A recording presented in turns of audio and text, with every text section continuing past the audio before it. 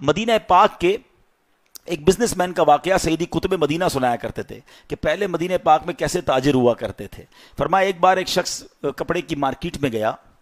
اور اس نے اپنے لیے آرڈر کیا کہ یہ کپڑا مجھے دے دو۔ ایک دکاندار کے پاس گیا تو دکاندار کہتا ہے کپڑا تو ہے میرے پاس، لیکن صبح سے میری سیل بڑی اچھی ہو گئی ہے، مگر یہ جو سامنے والی دکان ہے نا، یہ میرا بھائی صبح سے فارغ بیٹھا ہے، آپ ایسا کریں نا یہ کپڑا اس سے لے لیں تاکہ اس کی بھی کوئی سیل ہو جائے۔ اللہ اکبر، یہ ہے اسلام، اور یہ تھا طریقہ بزرگوں کا، ہمارے اسلاف کا۔ ہم تو کہتے ہیں کسی کی دکان پہ کوئی گاہک جائے نہ،